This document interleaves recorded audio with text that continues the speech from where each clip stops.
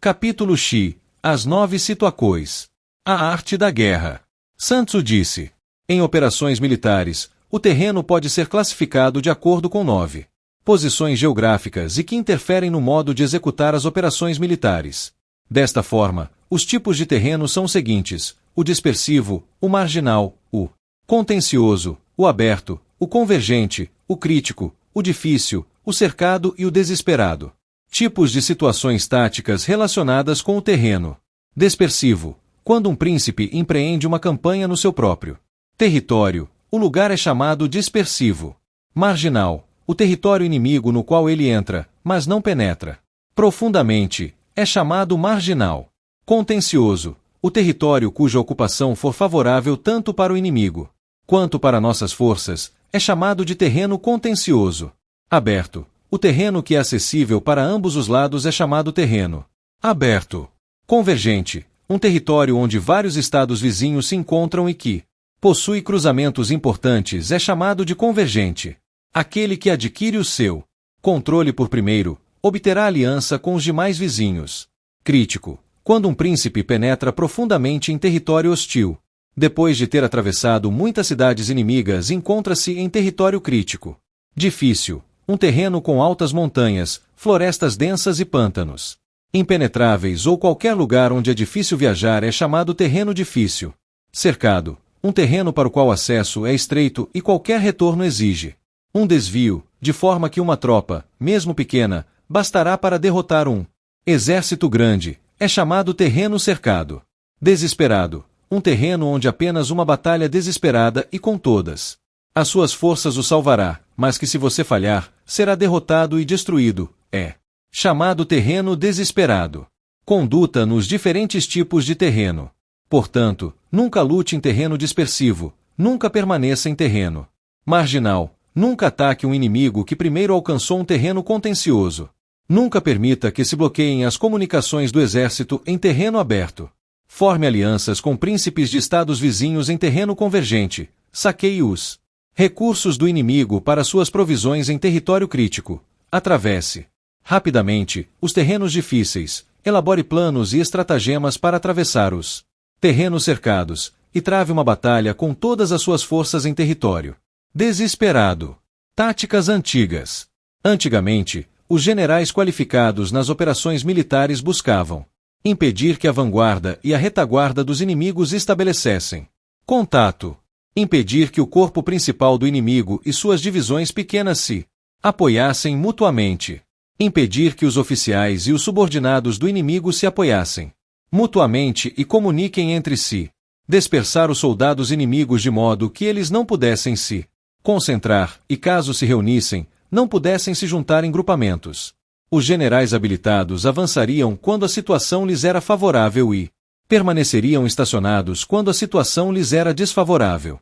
Ao ser perguntado se o inimigo vem atacá-lo com um grande e bem ordenado exército, como você lidaria com isto? Minha resposta seria: capture algo que ele preza e ele se curvará aos seus desejos. Essência das operações militares. A essência das operações militares é a velocidade das ações e a exploração das vulnerabilidades do inimigo, indo por caminhos que ele não espera e atacando onde ele não está preparado. Princípios gerais para fazer a guerra em território inimigo. Os princípios gerais para se fazer guerra em um território inimigo são os seguintes: quanto mais você penetrar em território hostil e seus soldados estiverem coesos, mais difícil será para os defensores o derrotar. Se você penetrar em uma terra fértil, você deverá saquear os campos inimigos, pois isto garantirá provisões para seus homens. Alimente seus soldados e não os desgaste. Mantenha o moral alto e conserve as suas energias. Movimente suas tropas com táticas engenhosas de forma que o inimigo não possa prever seu estratagema. Você deverá lançar seus soldados em situações das quais não há nenhuma chance de retirada, e de onde eles não fugirão, nem sequer quando estiverem enfrentando a morte. E quando os soldados não tiverem medo de morte, não haverá nada para eles temerem e eles darão o máximo de si em seus combates. Soldados que penetram profundamente em território inimigo ficarão destemidos. Não haverá nenhuma estrada para eles se retirarem, e eles permanecerão firmes. Estando em território inimigo, eles estarão coesos. Nesse terreno, não há nenhuma escolha e todas as lutas serão como uma batalha desesperada. Assim, tais soldados não precisam de nenhum treinamento para serem vigilantes. Eles farão o que você quiser, mesmo antes que você determine. Eles cooperarão, mesmo antes que você os determine, e eles seguirão na sua direção, conscientemente, mesmo antes que você os ordene. Você deverá proibir superstições e deverá desfazer rumores e suspeitas entre seus soldados. Assim, eles não abandonarão a batalha, mesmo em face da morte. Os soldados não têm nenhuma riqueza em excesso, porque eles desprezam os bens materiais. Eles não temem a morte e não se preocupam com a longevidade. No dia em que ao exército for ordenado para combater uma batalha decisiva, os soldados poderão sentar e poderão chorar com lágrimas que molham suas roupas. Alguns poderão deitar e chorar com lágrimas que fluem pelas suas bochechas. Mas se você os lança em uma situação onde não há nenhum modo para eles se retirarem, eles se mostrarão destemidos e tão valentes quanto Zuanju ou Cangui. Nota: Zaunju, sem temer a morte, atacou sozinho, apenas munido de uma faca o Duque de Yuan, recuperando terras que lhe haviam sido tomadas.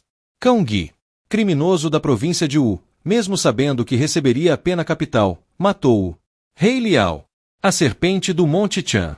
Aqueles que estão qualificados nas operações militares deverão ser como o Shuaira, a serpente de Monte Chan.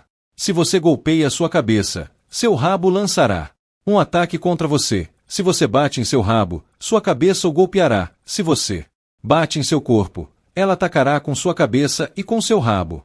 Se perguntassem, os soldados podem alcançar essa coordenação instantânea, como aquela serpente?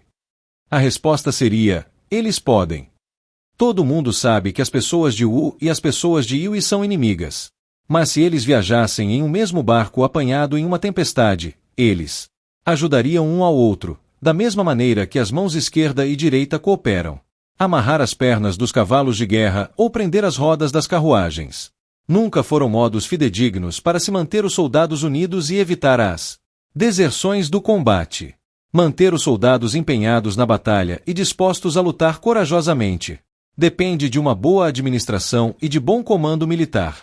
A exploração correta das situações trará coragem aos soldados e permitirá a exploração das possibilidades das suas tropas.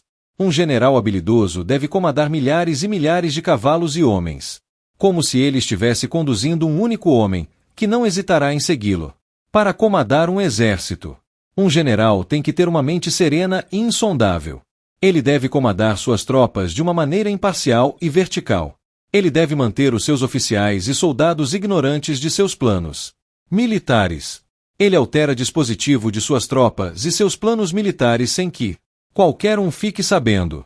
Ele modifica suas áreas de acampamento, utilizando caminhos diversos, sem que qualquer um se antecipe à sua intenção. Um general que conduz suas tropas para lutar uma batalha decisiva deve cortar todos os meios de retirada, assim como se joga uma escada para trás, depois que se galga uma altura. Quando ele conduz as suas tropas em um reino vizinho, deverá ter o impulso de uma flecha que foi lançada.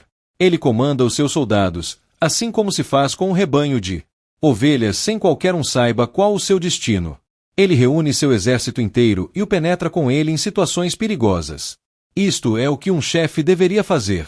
As táticas variadas de acordo com os tipos de terreno, os movimentos de avanço ou recuo, segundo as condições favoráveis e a observação da natureza humana. É tudo o que um general tem que estudar e examinar cuidadosamente para conduzir uma guerra no território inimigo. Quanto mais fundo seus guerreiros penetrarem em território hostil, maior será o espírito deles para lutar. Quanto menos profundo seus guerreiros penetrarem, menor será a disposição deles para a luta. Ao cruzar a fronteira para um país vizinho, para um campo de batalha onde não há nenhum modo para soldados retornarem, você está em terreno crítico. Ao ocupar uma posição que se estende em todas as direções, você entrou em território convergente. Ao penetrar profundamente no território do inimigo, você entrou em solo crítico. Ao penetrar uma pequena distância, você está em solo marginal. Ao deparar-se com um local com terreno áspero na sua parte de trás e uma passagem estreita, você está em terreno cercado. Ao entrar em uma região onde não há nenhum modo para retirada, você está em terreno desesperado. Conduta nos diferentes tipos de terreno. Assim, quando você está em terreno dispersivo, você deverá tornar suas tropas unidas. Quando você está em um terreno marginal, você deverá manter as tropas compactas. Quando você está em terreno contencioso, você deverá acelerar suas tropas de retaguarda. Quando você está em terreno aberto, você deverá defender o seu acampamento cuidadosamente. Quando você está em solo convergente, você deverá formar alianças fortes com príncipes dos estados vizinhos. Quando você está em terreno crítico, você deverá assegurar um fluxo contínuo de provisões. Quando você está em terreno difícil, você deverá ultrapassá-lo apressadamente. Quando você está em terreno cercado, você deveria bloquear os pontos de acesso ou de retirada.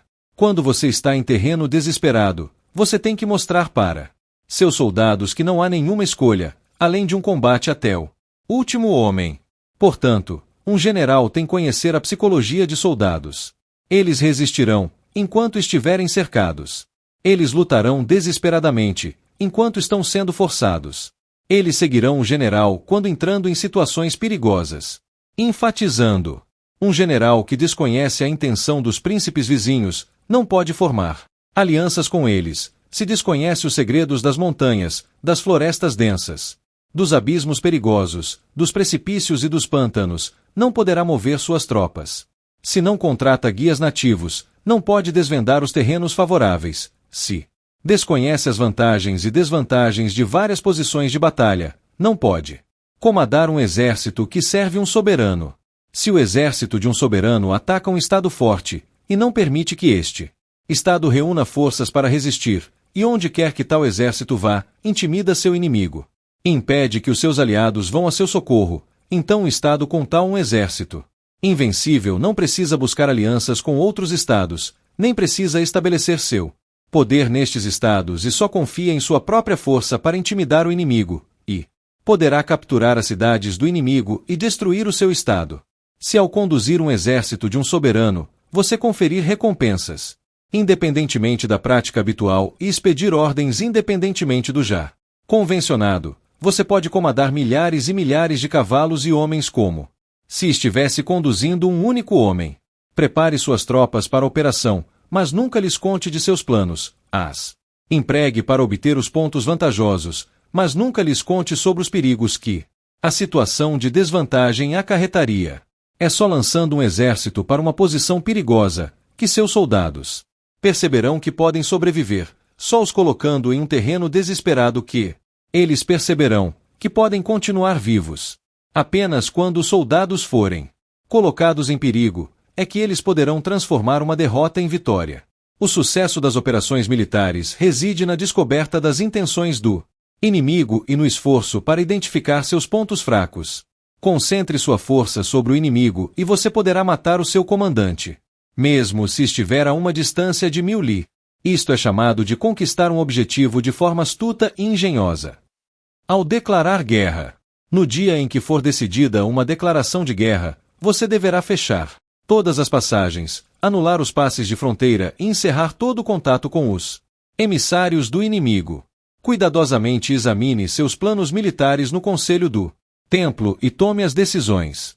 Se você descobrir o ponto fraco do oponente, você tem que afetá-lo com rapidez. Capture, inicialmente, aquilo que for muito valioso para o inimigo. Não deixe que seja revelada a hora do seu ataque. Seja sábio para perceber que para obter a vitória, seus planos devem modificar-se de acordo com as situações do inimigo. No princípio, assuma a pureza de uma donzela. Quando o inimigo lhe abrir os portões, o ataque tão rapidamente quanto uma lebre arisca. Assim, o inimigo ficará impossibilitado de resistir a você. Capítulo 12. O ataque pelo fogo. Sun Tzu disse: há 5 modos de atacar com fogo. O primeiro é queimar o inimigo que se agrupa. O segundo é queimar suas provisões e propriedades. O terceiro, seus equipamentos. O quarto, seus arsenais e munições. E o quinto, suas provisões de reabastecimento. Medidas. Atacar com fogo requer algumas medidas. Materiais por atear fogo devem estar sempre à mão. Há épocas mais favoráveis para lançar um ataque pelo fogo e dias adequados para atear fogo. A época favorável para lançar um ataque pelo fogo é quando o tempo está seco. Os dias adequados para atear fogo são aqueles em que a Lua está na posição das constelações da cesta dos ventos, da muralha, da asa ou do estribo. Pois, quando a Lua está nessas posições, ventos fortes subirão.